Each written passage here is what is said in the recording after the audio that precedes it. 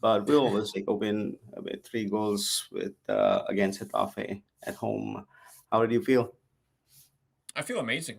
This, I mean, we keep saying this for the last couple of games, actually, Dev, but this felt like one of the better games that we've watched Barca play, especially given the opposition, right? And lately, Getafe might not be, the Getafe we know and dread and hate so much, so to speak, but they're still Getafe, and they're still borderless Getafe. So to do this to them and play the way we played tonight, I'm thrilled, honestly, and even more so because remember, maybe a week ago, we talked about Barca without Lamine Yamal, and we were like, okay, we've not won a single game without Lamine Yamal. We've destroyed Valencia 6-0. We played the most mature game of Flick's tenure against Newcastle, and now we've done this to Bordalas and his Getafe. I mean, all without Lamine. And I know it's a small sample, and I know it might not mean nothing. Maybe next week we crumble. I don't know. Hopefully not. But to me, this is amazing. It really is. That was amazing. Yeah, I would absolutely second you. Like especially the first half was absolutely out of the world. It was like you're watching a movie or a highlights reel or something like that. It was great.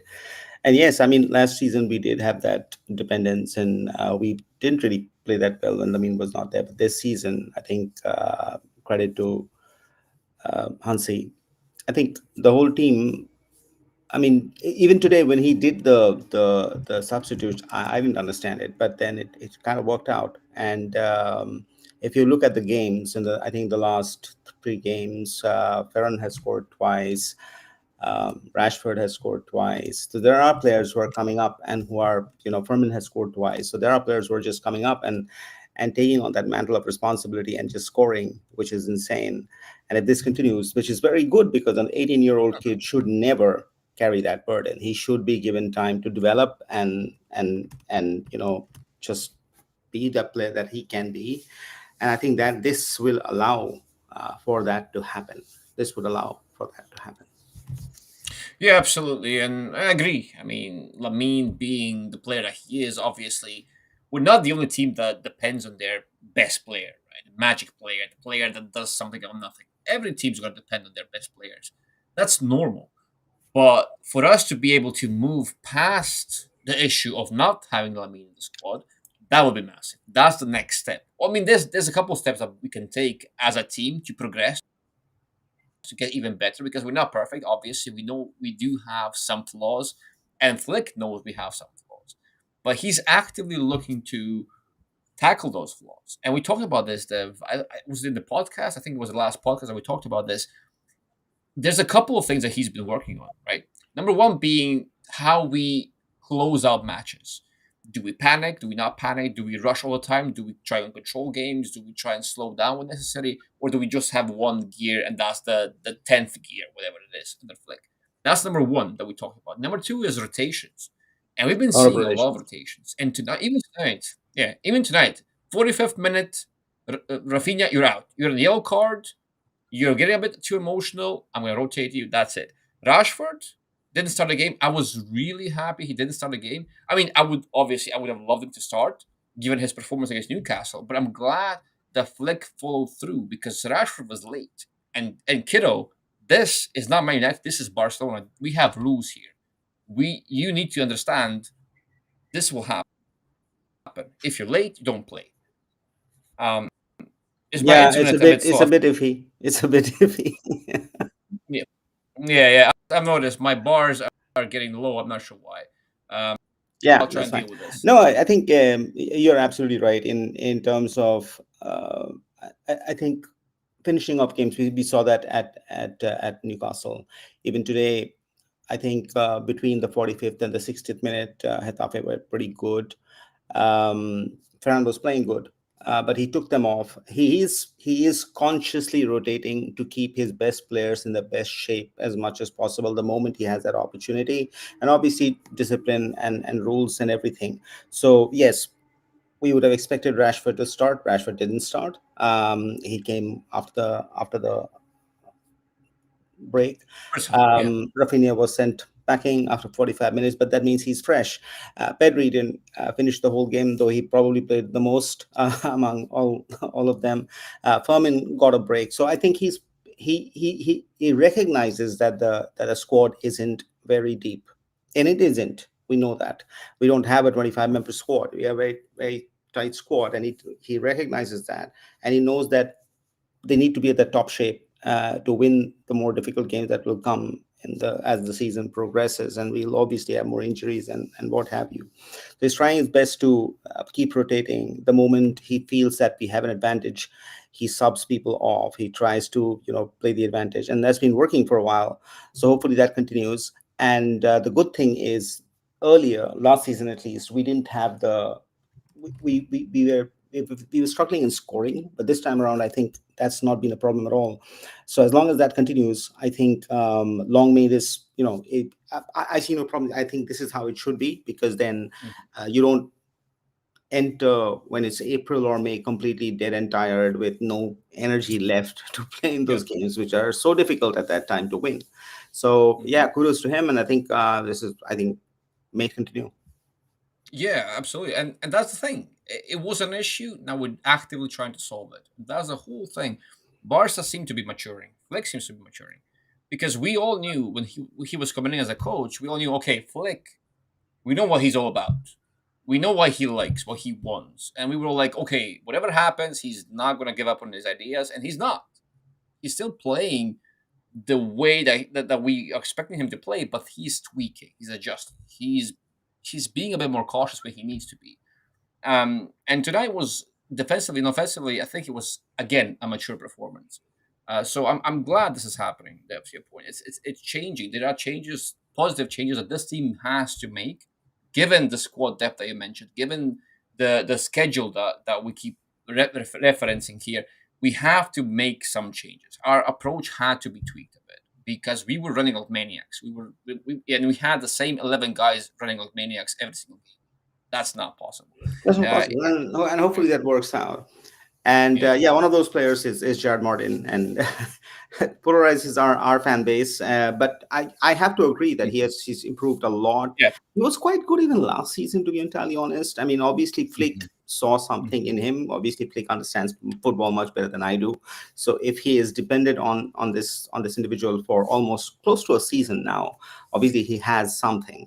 And today he played really well. I mean, he held that defense, never really gave it up. I mean, there were little phases here and there, but yeah, solid performance from Gerard Martin. And we saw the same thing in Newcastle. So it's not like that he can't do it against proper sides. He can do it against all of them, and it's just good that we have these kind of the options that we yeah, have, because with injuries racking up, we would need this, and Martin did absolutely well tonight. So yes, Baba, you're absolutely right. Huge improvement. And to your second comment, Rashford, yes, Rashford was much better today. I think I can feel that he starts. It's like he's feeling like he belongs to the team, and he wants to play, and he's more confidence, and he's making those runs, and he's taking on those challenges, and you can see that mhm, he's got that in his teeth, that he wants to prove himself, and you could see yeah, that today. He was lucky that a couple of goals did not come out, but if they did, that they would have been in absolutely phenomenal goals. mhm, And he's going for it. You can see that confidence that, okay, this is my team. I want to play in it. This is I'll dominate. That's coming back in Rashford. So hopefully, he didn't really have a good preseason with us. So hopefully he gets his fitness back and he gets his confidence back. That's basically what Flick has to work on. I think that can be pretty incredible for Barca. it can be, and that's exactly it. The confidence, because with Rashford, it's all in his head. It's all in the head. I was tweeting about this moment. I'm not sure when it happened. He dribbled past two players, had a shot on goal. It didn't come through, and then he fell down and stopped for a second, but the crowd went wild because he dribbled past two players, had a shot. It was a good action. The crowd went wild, and as the moment that happened, he got up and he sprinted. He had this burst of energy because the crowd was behind him, the momentum was behind him, and in his head, he just needs that bit of affirmation. He just needs to a pat on the back. You go, lad. You go get him, and he suddenly transforms. So I think with Rashford, it's just about unlocking him mentally. And if and when that happens, not even him, he knows how good he can be. That was a quote from someone from an English pundit. I'm not sure who it was. Was it Wenger? I think it was even Wenger, Wenger. maybe him. It was Yeah, Arsene yeah, Wenger. yeah. It was him who said, "Not even Rashford knows how good he can be," and I agree completely because Rashford has not yet reached that level, not football wise, but also not mentally. He's not even there to peak behind what currently is there. And currently, there's a good player there, but not the player that he can be. And hopefully, with Flick being a manager that does this optimization, that does this unlocking of people and profiles, hopefully he gets through to him. And if he does, it's going to be fireworks. And I just know I can feel it.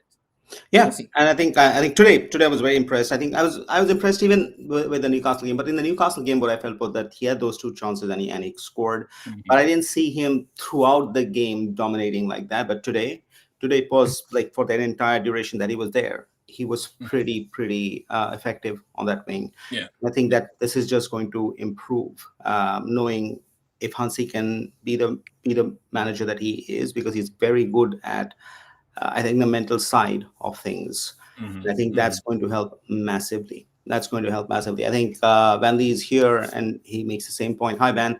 Hansi Flick is such a great manager, making Pep look like a rookie on the day when he decided to park the bus. I think there's a bit more to it, Van.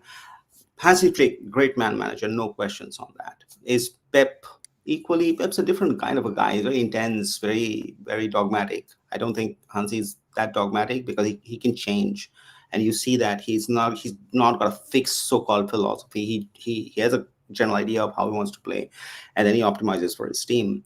But with Pep, I think he doesn't have the players to play the kind of football that he likes to play or wants to play. I have no idea what City's recruitment has been by and Yeah. why it has been like that, because they shouldn't be with those players, but they are, and he has obviously signed off on them. So I don't know what, but today was bad. But Yeah. to be He looks entirely he looks honest, tired, to be honest with you. he looks tired. He looks jaded. He But to looks. be honest, Yeah. like I mean, if he didn't do that, Arsenal would have scored more. That's just what it is. I mean, he Yeah. went Obviously. for the super pragmatic choice. He knew Yeah.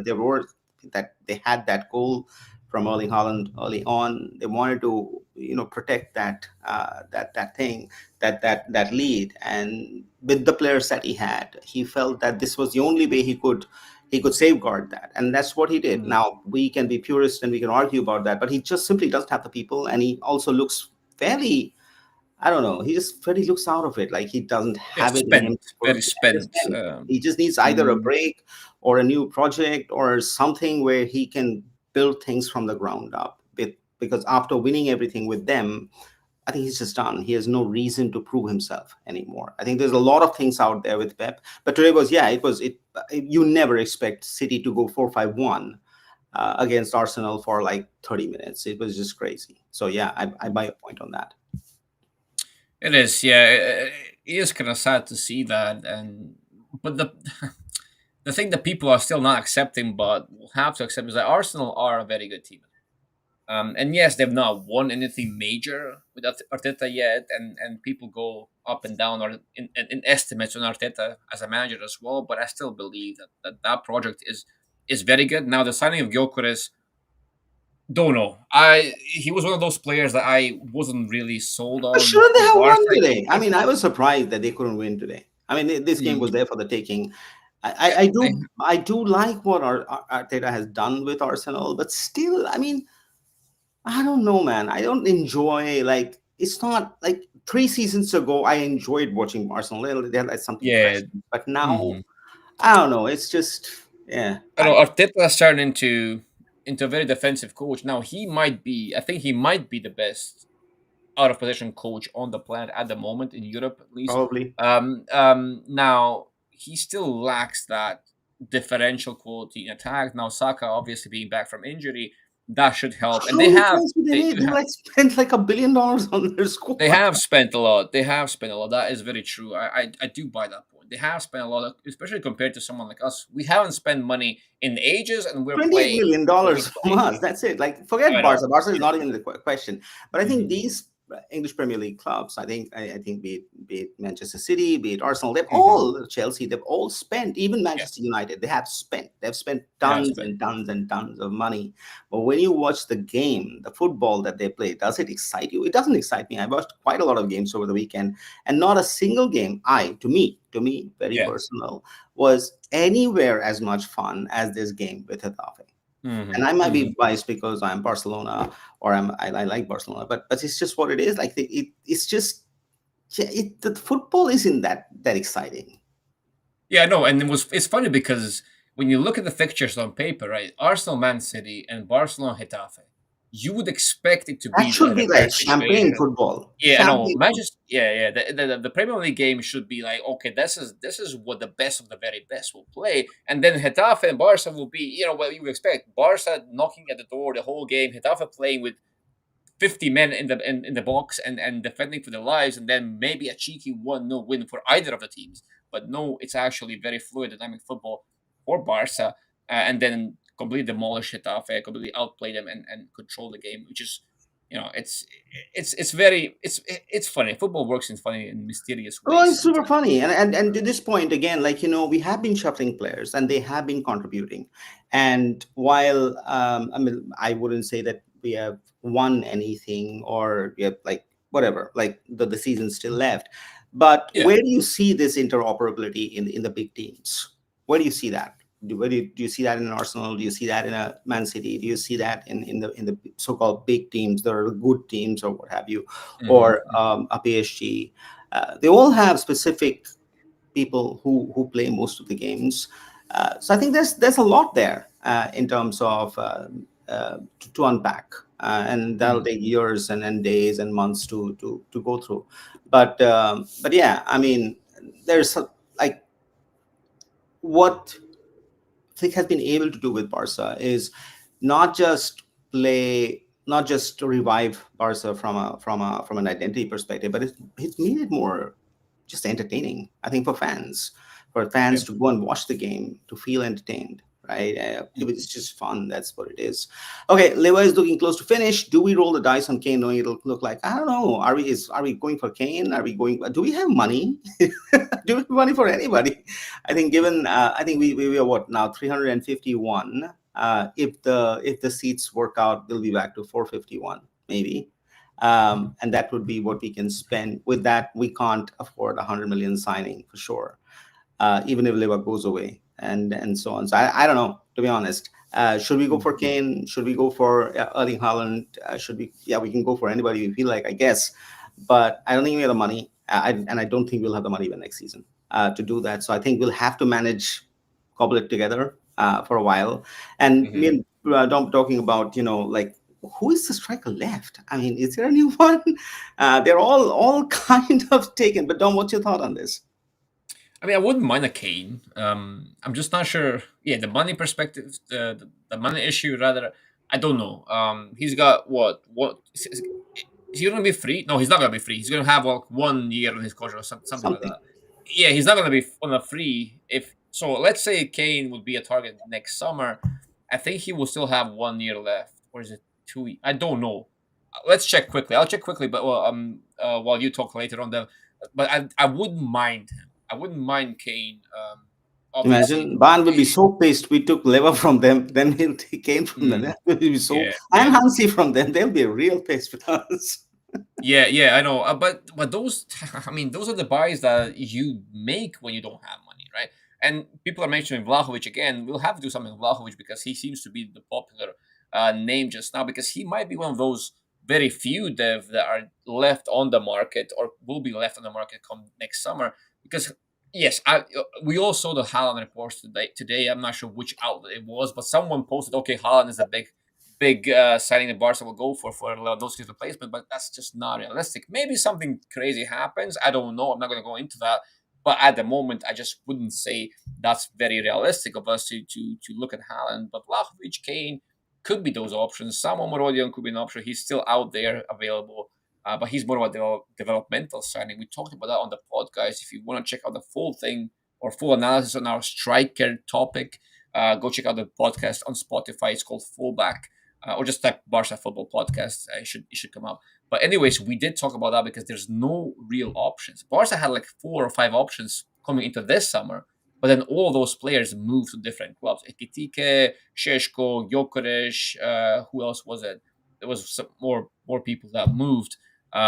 Isak moved as well. Isak So moved. they, yeah, There's Isak nobody moved. left. Seshko's gone. Mm, Guy Torres is gone. Isak's yeah, moved. yeah. Haaland is on So a like 50-year contract with Man City, mhm, and mhm, Kane is mhm,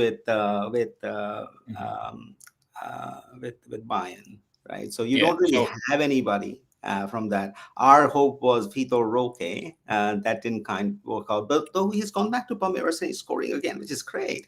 And our hope was Ansu Fati, and that didn't work out. But then he's scoring again. He scored like 3 goals this season. So hopefully, one never knows what happens. But there are not really like no real strikers out there. That are mhm, just like you can just go and pick up. So either Barca have to spend big, which I don't think they can, and if yeah, they can't, they have to go with the likes of Eta Ion, whatever. They have to find somebody from somewhere to just make do, yeah, yeah. and then use the system that they have, where everybody's contributing with the goals to continue for a while until a good striker becomes available. Right. Yeah. I think with the with the players that we have, you can put, I don't know, you can put a cone in the middle and will score goals. That cone will score a couple of goals throughout the season because he'll have he'll have Pedri, he'll have Frankie behind him. He might have Rashford, who not, Rafinha. So I think we don't have to like. There's not many strikers that can replace Lewandowski out and out. They cannot for quality. There's not many. But Barca don't. Maybe they don't even need to have like a world class 100 million striker, because they can make the collective, the whole, can make the individual look a bit better than they are. So maybe that's the way for Barca to go. Maybe go for someone who maybe is not the highest of all the profiles, but then make him into that just by having an environment that A plays to his strengths and B is surrounded by such high quality that they will make his job as easy as possible. So that could be an option for Flick. Maybe. I mean, I think Gerard Martin is enjoying the benefits of exactly this. I think with Gerard Martin is the case that we all know he's not exactly the par excellence type of player, right? He's not. Doesn't have really that ceiling of maybe Balde, let's say. However, the collective playing so well and the collective being so strong, it makes the individual parts stand out a bit more, makes them a bit better than they are. So I think that's what's happening to Jared Martin. No disrespect to him, but that's the way I see it at the moment. So maybe Barca can use that formula and apply that formula to a potential striker who's not on paper a 50 goal per season striker, but they can make him maybe a 25 goals a season striker. And Maybe, maybe in aggregate, that will be enough. Maybe. That's maybe. the All right, Getafe is a disgusting side and a stain on Spanish football. Yes, many people say yeah. that. It's not a Mhm. new thing, but I will go on the contrary here and say there is. I mean, they haven't been that bad the last few times. Honestly, maybe he has had a change in his heart. Maybe because this is not today. They were not the 5-4-1 Getafe for sure. For the longest Mhm. time, you could actually see them. They're trying to play through the middle. They're trying to have combinations. There were acres of space at the back. Yeah. So it wasn't that nasty low block that we've seen. You've seen. All of us have seen in Getafe. So. And I think he's trying to evolve. He's trying to evolve. He often says that he's a disciple of Cruyff, and we laugh. But maybe there's something to it.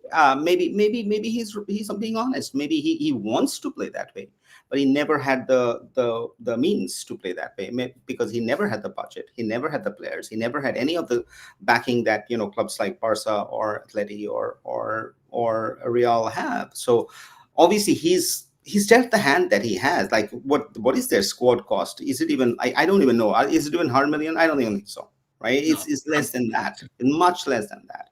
Right? And he has those players, and even with that, he's got like 3 wins. He's at 9 points. Today they lost.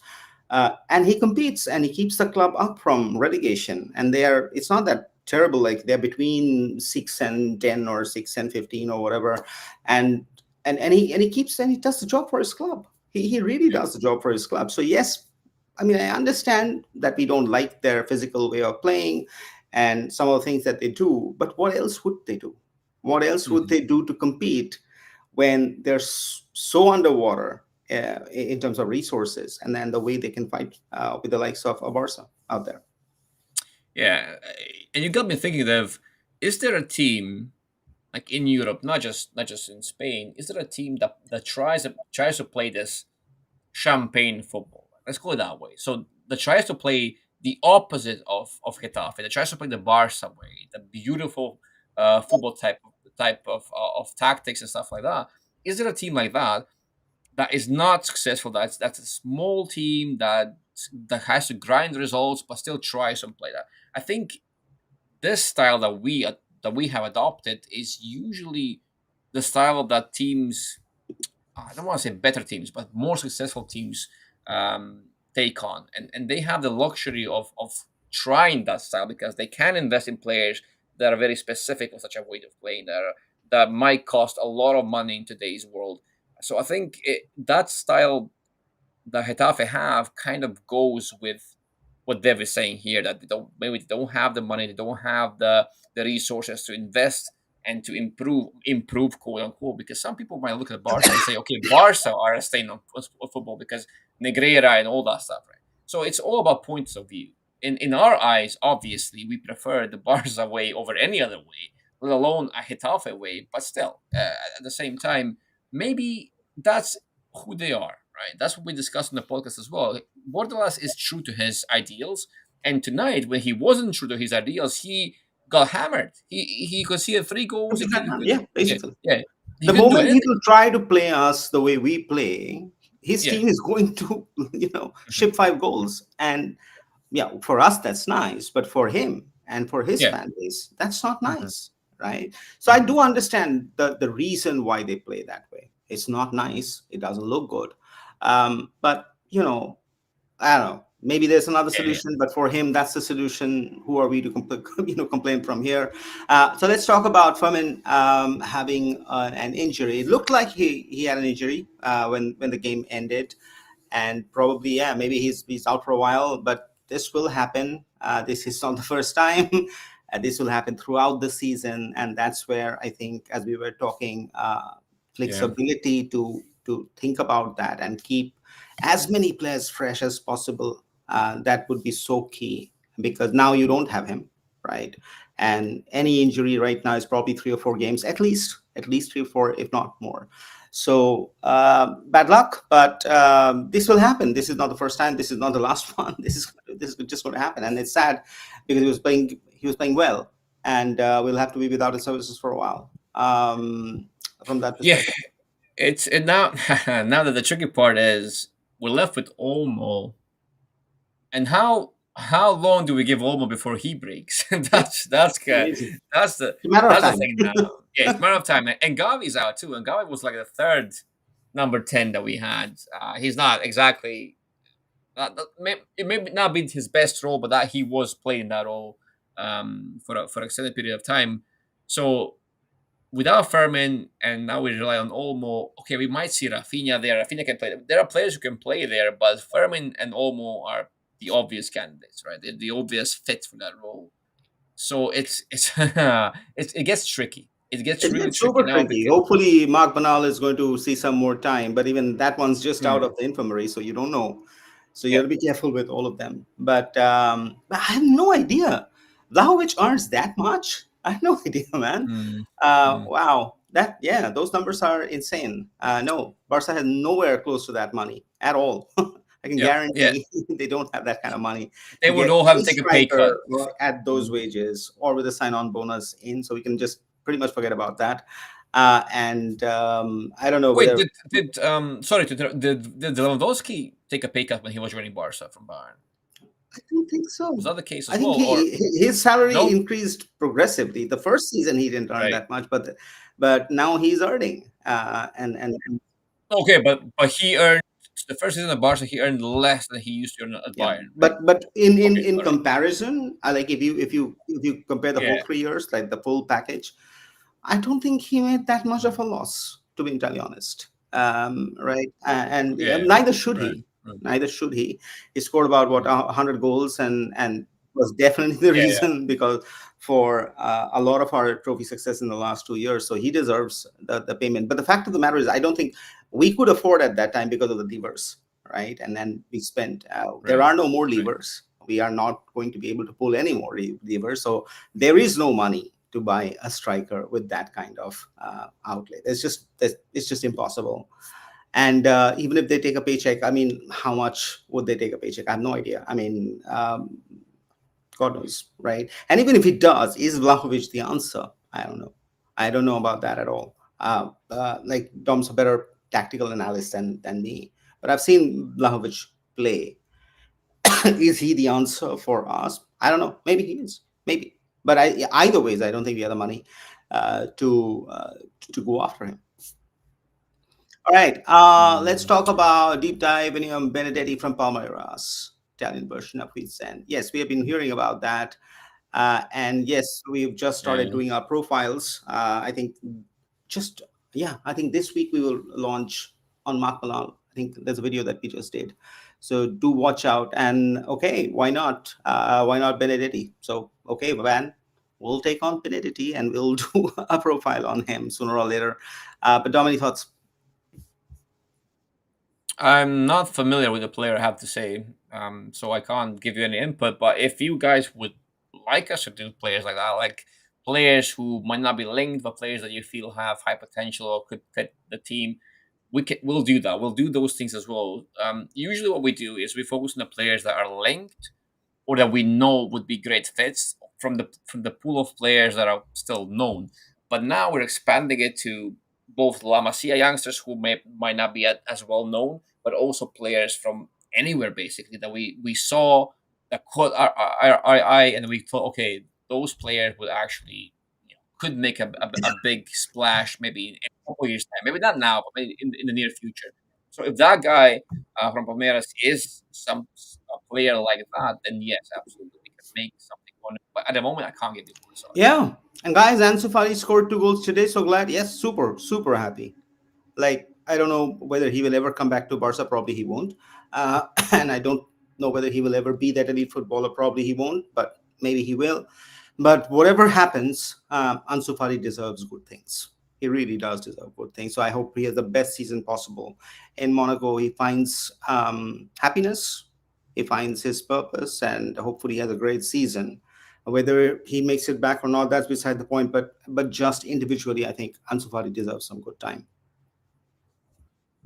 Oh yes, I mean that's still the dream. Ansu Fati coming back and somehow I don't know, being a Barca nine, being a Barca left wing, whatever it is, but Ansu Fati coming back and making it with Barca.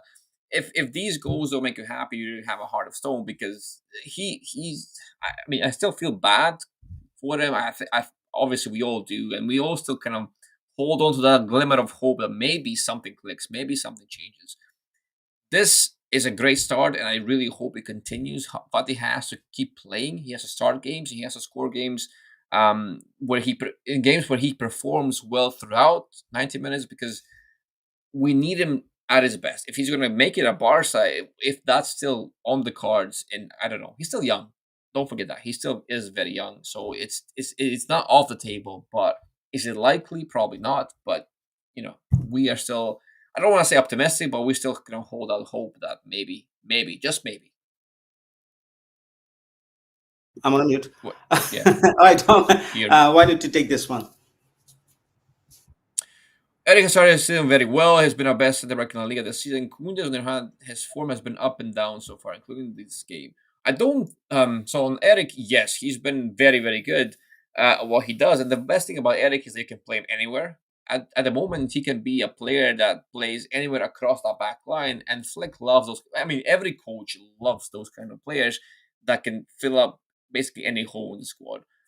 Now Kunde, I would even argue the opposite. I mean, he's up and down. I wouldn't say up and down. He just not played the whole season. I mean, he's been just 4 5 games, but he's not been starting and playing 4 games. We don't know if that's been due to rotation or just not being fit, just not being in form. But the last 2 games, I thought he was really good. I mean, against Newcastle, he basically he manned the whole flank. He really did a good job. So I wouldn't really agree with that, KG Leon. I think in this game he had a rough time, more so because he was constantly targeted by Getafe. They fouled him like 10 times. It was ridiculous. I don't know what it was. But he still did well. I think Kunde, and he stayed on the pitch. Right, I thought Flick was going to take him off just because he's been getting beat up so much, but he stayed on the pitch while many of the other players were rotated. So I would say that Flick values him, and Flick knows what Kunde is giving him at the moment. And I would say that, contrary to your statement, I would say that Kunde has been actually quite good whenever he's played. Dev, over to you. I would agree. I think today he was targeted. I think Flick uses Kunde in a different manner because he can afford to, because now he has Eric. So I think Kunde had a lot of responsibility in attack as well, to carry the attack up that flank. I think he's also expressive by nature because he likes doing that. If you've seen him play, and he hasn't been a regular starter this season. And that is also because if you remember last season, he played what 105 games back to back. That's insane. Like Mm, literally insane. He played literally 105 games back to back. So I think there is method in the madness. I think Flick wants to be specific about how much he uses a player. He counts on them, yeah. and he's not using them to the extent.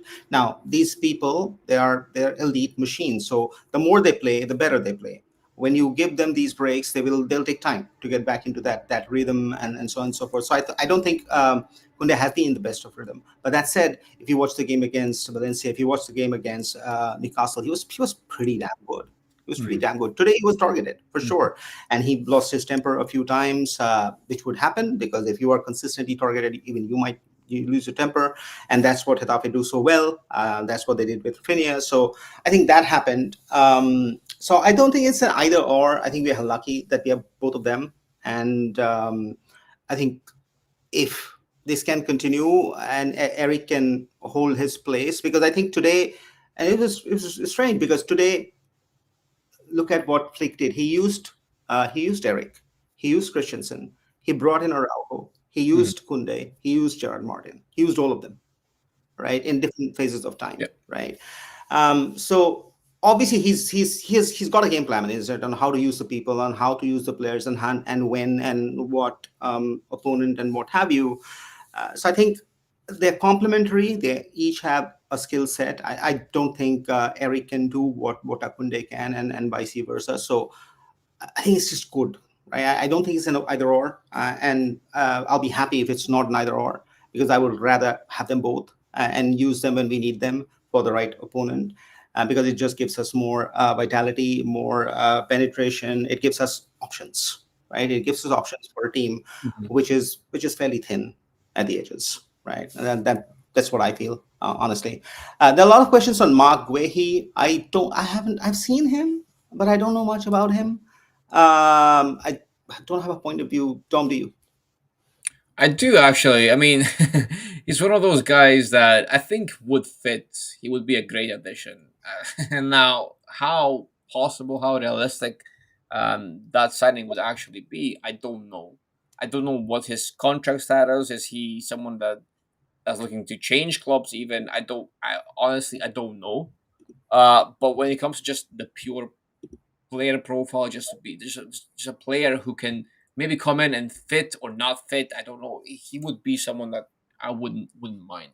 Now, is center back anywhere in Flick's mind as something that we would be targeting anytime soon? I don't know because I feel like there will be more pressing matters.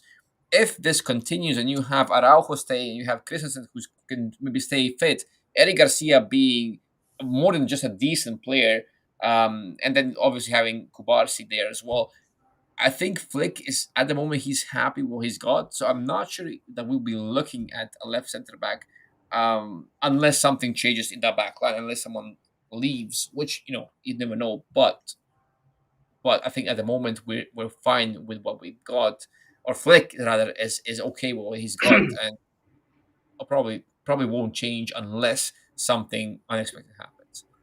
All right, let's look at some of the games, some of the stats out here.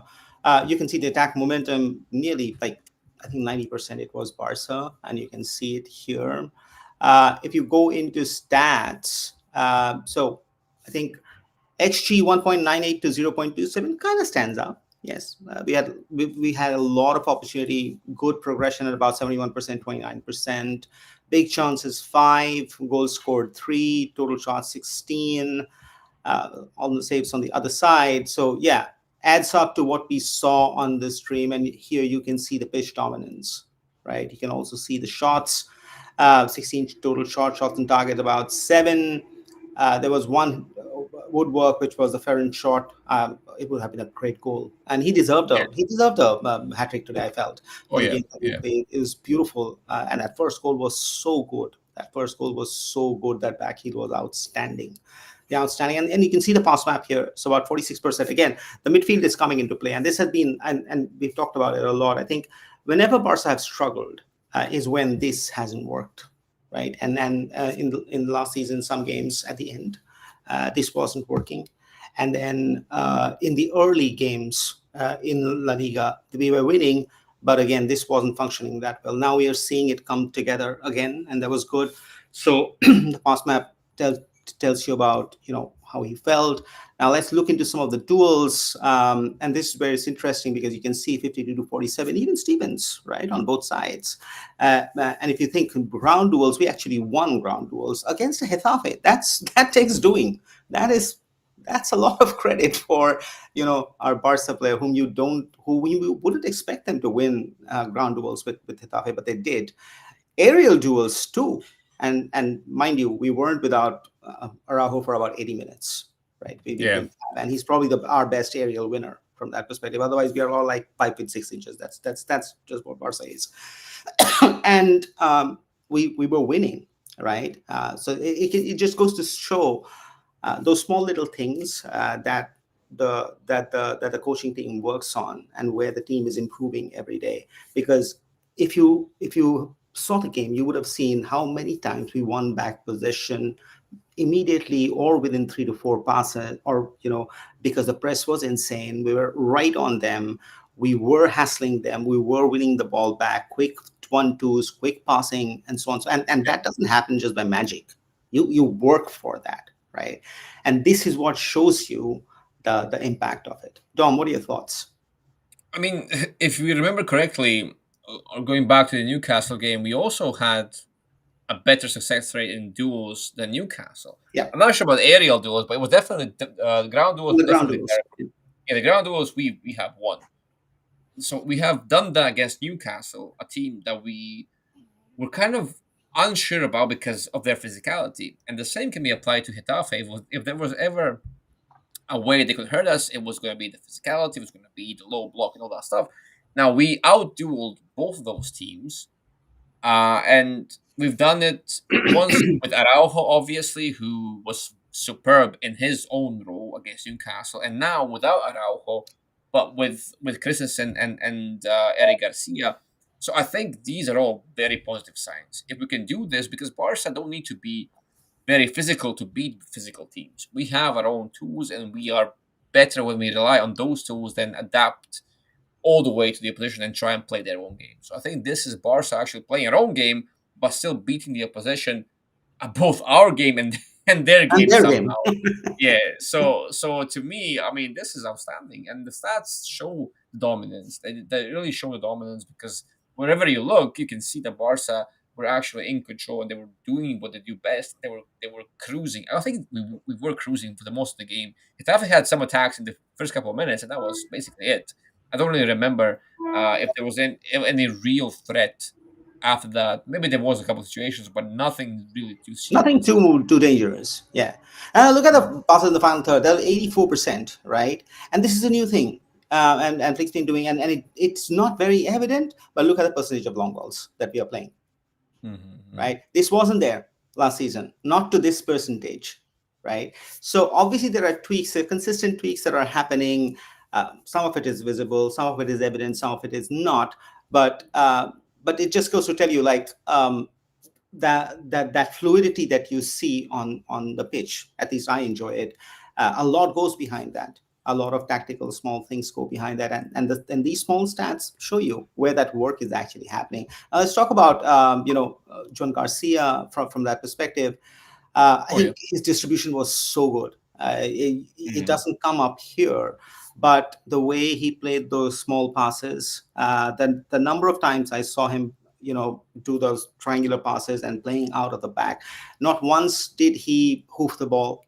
Not once did he, just try to get it out somewhere. He was calm under pressure. He would make those short passes. He would use his hand and make a long throw or what have you. As distribution is improving by leaps in every single game. I didn't think he would be this good this fast.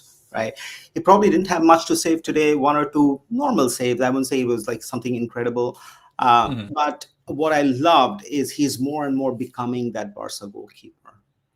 And that's exactly it. Because the best moment that Jean Garcia had in the game for me was when in the face of the press, there was this moment. It was on the right side of the pitch, and he was kind of back in the corner, not entirely in the corner flag, but he was close to the corner flag, and there was a Getafe player marching straight at him, and instead of just trying to get the ball out and by any means necessary, he just does a slight touch and he passes the ball past the Getafe player into the feet of the center back or whoever he was.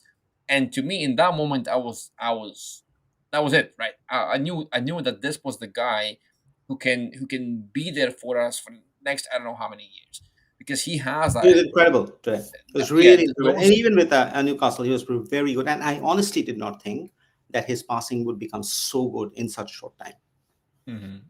Yeah, exactly, and it's improving because now he has to learn.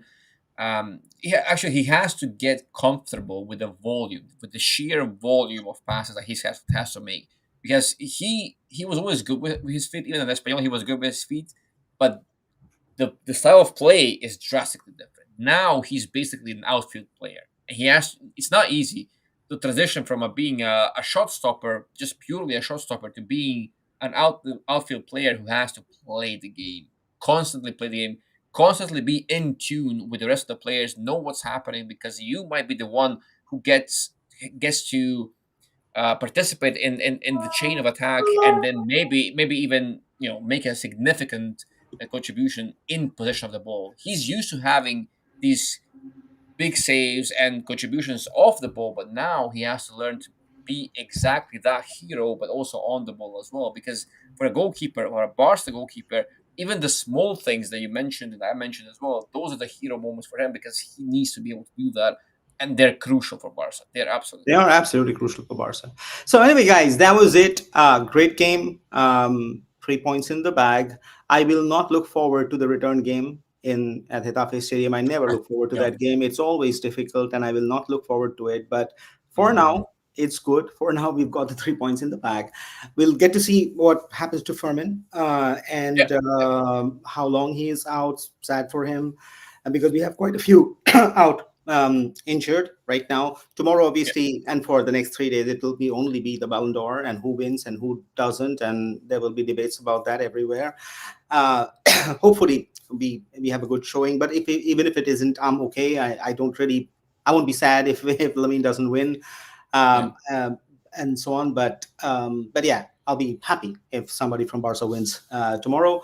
Look forward. There's a lot of coverage coming out. As I said, we just did our profile on Mark Manal. We'll be releasing that this week, somewhere in the middle.